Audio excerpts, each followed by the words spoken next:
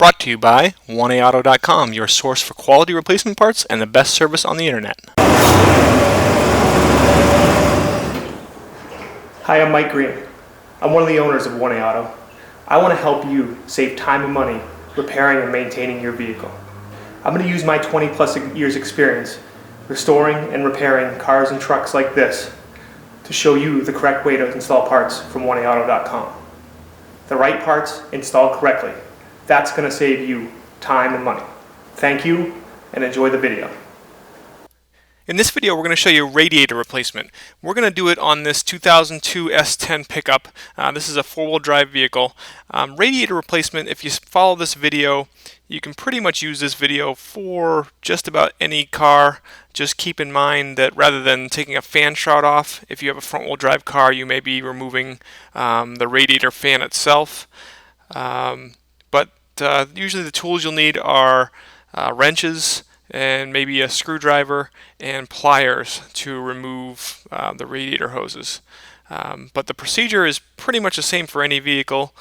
You remove either the fan shroud or the radiator fan. Then you hook up you drain your radiator either by using the radiator drain or by removing a hose. Then after that you remove any of the other hoses and also unhook the engine oil cooler if you have it and the transmission oil cooler if you have it. So with that, we'll get started. I use a 8mm or 5/16 wrench to disconnect the battery.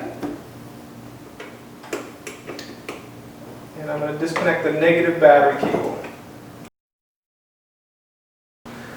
Okay, so I'm going to be removing the bolts for the fan shroud. You can see there's two right down there, and there's three right across the front. 1, 2, and 3, and then obviously down on the other side there's two more right there. Okay, and these are 10mm bolts.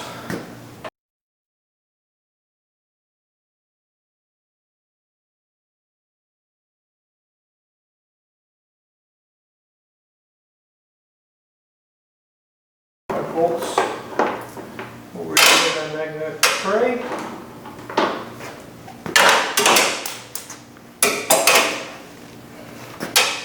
Okay, and then on this truck, I'll pull up on my AC hoses. And then kind of push them out of the way. And the shroud comes up and out. Okay, now I have a good look at my radiator. So what I'm going to do is I'm actually going to grab my new radiator and just make sure that all the connections seem like they're in the same place before I go too far. Okay, so here's my new radiator, and see the fills over here and the fills here on my car. There's the upper radiator hose and the other radiator hose. This helps me another way because it lets me know that here's my drain right here. Okay, and I've got these two connections here and here, which are the exact same as my truck here. So everything looks pretty good. So I'm going to go ahead and drain the radiator now. And draining the radiator is basically you take a pan, put it under where your drain is. Okay, on this truck there's a skid plate underneath here. I need to remove that in order to access the bottom of the radiator and drain it. And it's held on by 6 15mm bolts.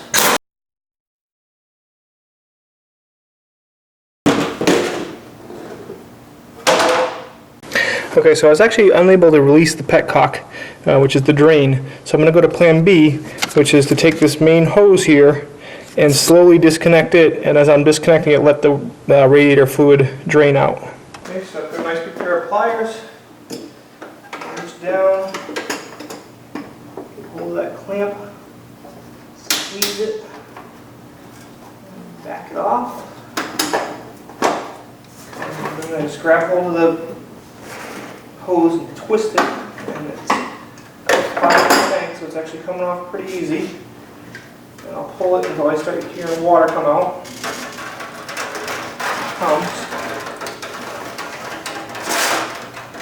Use my pan to catch as much of it as possible.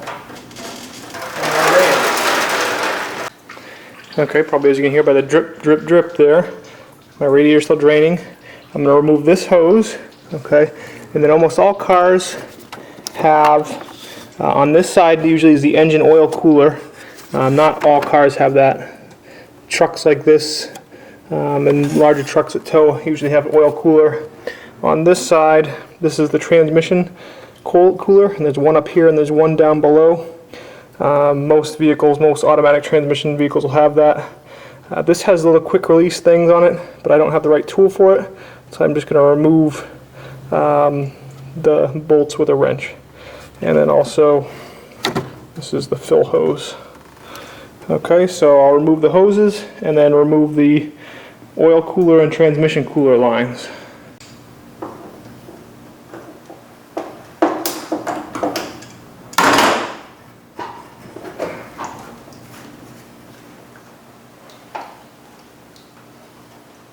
Transmission cooler lines appear to be about 19 millimeter. I'm just using a large adjustable wrench. And they come apart pretty easy.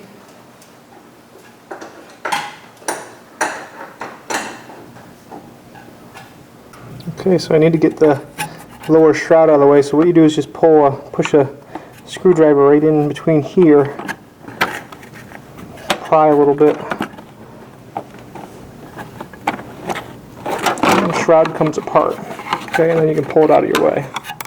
And there's 3 of those slots, one in the middle, then one on the other side here that you can see I've already done.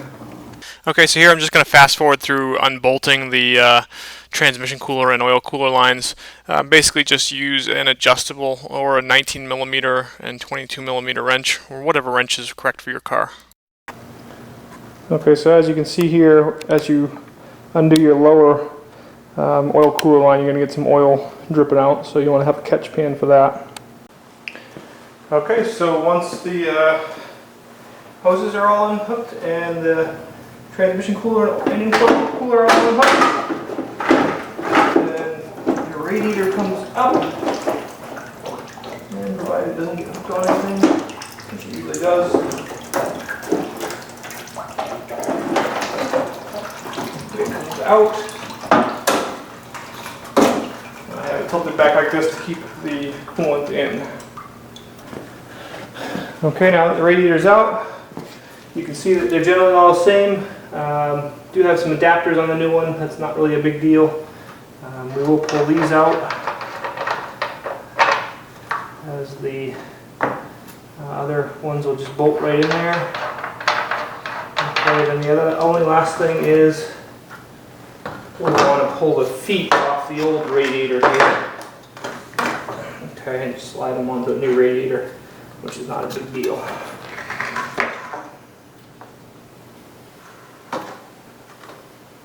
Carefully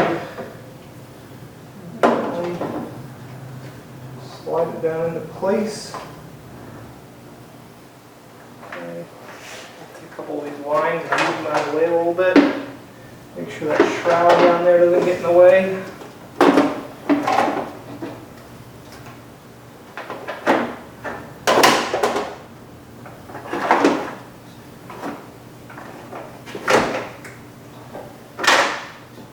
Gently, you want to make sure you don't bend any of the fins anywhere.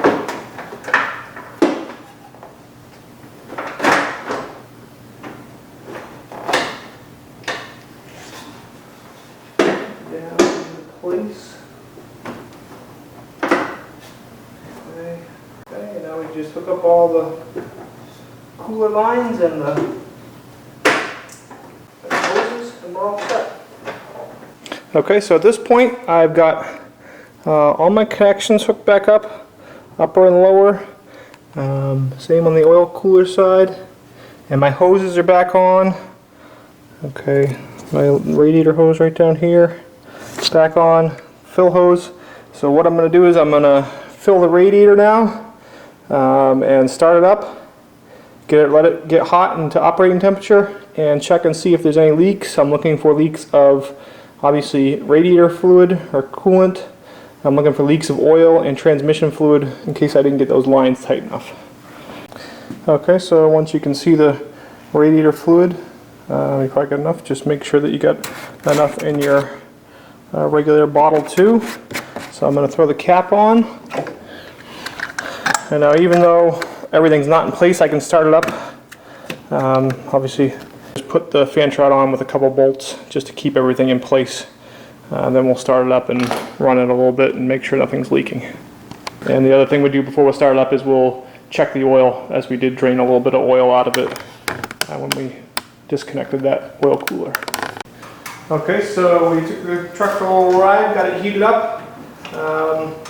Nothing was leaking out of it. There were a couple of drips, but that was just from some of the work I did, and some of the fluid had dripped down the frame, and it just kind of worked its way out. But everything looks good, so we'll bolt the fan shroud back together and bolt the skid plate on underneath, and we'll be all set. We hope this helps you out. Brought to you by www.oneauto.com, your source for quality replacement parts and the best service on the internet. Please feel free to call us toll-free 888-844-3393. We're the company that's here for you on the internet and in person.